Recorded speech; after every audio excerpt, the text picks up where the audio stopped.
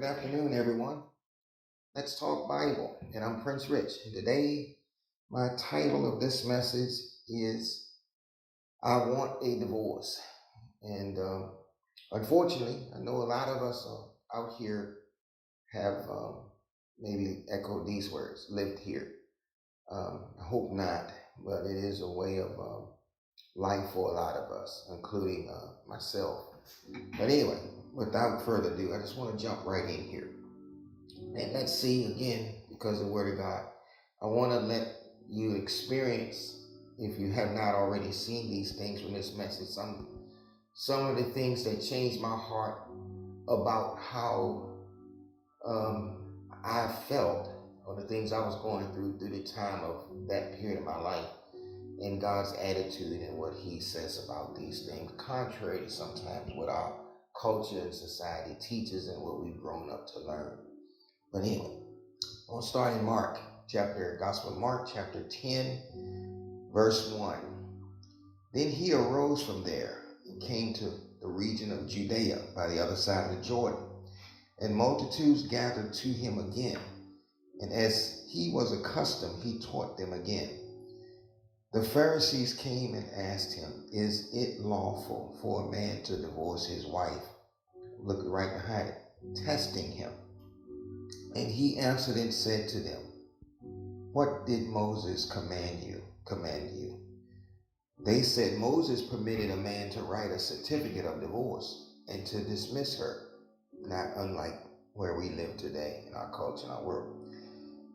Verse 5, and Jesus answered and said to them, "Because of the hardness of your heart, he wrote you this precept." And before I go further, and actually, we don't come to divorce unlike exactly what he said. We've divorced husbands, or wives have divorced husbands, husbands divorced wives. It's become a point of whatever situation. But anyway, without getting ahead. But verse 6. But from the beginning of the creation, God made them male and female. For this reason, a man shall leave his father and mother and be joined to his wife, and the two shall become one flesh. So then, they are no longer two, but one flesh. Therefore, what God has joined together, let no man separate. Verse 9, let's hear that. And folks, this really spoke to me years later, but wait till what you see, what's coming here. In verse 9, therefore what God has joined together, let no man separate. You notice here, verse 9, and I've said this to many people. If you look at what's on TV and it's talking about finding the right one, that soulmate, this, you notice God nothing in this puts emphasis on the marriage except for the male and the female. Not a what if she, what if he, male and female. So that marriage, God is saying he created that marriage from the very beginning. And he said to us, he's saying to us, what God has put together, let no man separate. And of course, he's speaking to us. We are that party. But anyway, verse 10. In the house, his disciples also asked him again about the same matter. So he said to them, and you notice it didn't say the question, but God knows the thoughts of our heart. So he said to them, whoever divorces, and listen to this, folks, this is pretty strong and deep here. Whoever divorces his wife and marries another commits adultery against her. You notice it said against her. And if a woman divorces her husband and marries another, she commits adultery. And we'll go further and I'll come back to this.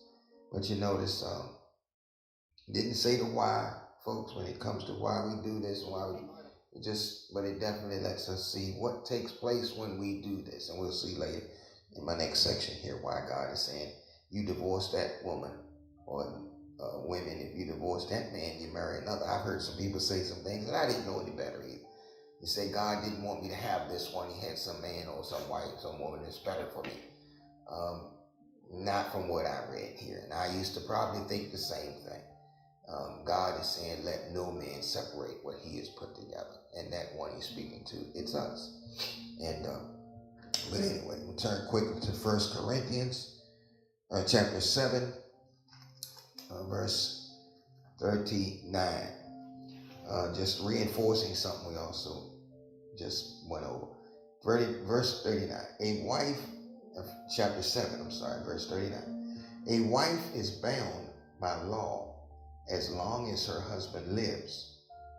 But if her husband dies, she is at liberty to be married to whom she wishes, only in the Lord. And this, I didn't want to get too lengthy here, but it uses the word law.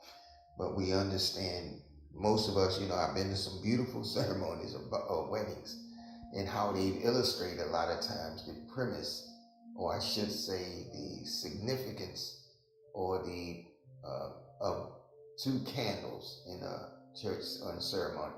And they had the husband may hold one and the wife may hold another.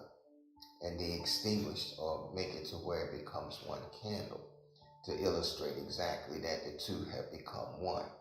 But here we're getting deeper here when God is saying, now the husband and the wife is bound by law as long as the husband lives. But if the husband dies, she is at liberty to marry another, to be married to whom she wishes, only in law. And once again, let me go further. Let's turn to Romans. Romans chapter 7, verse 1.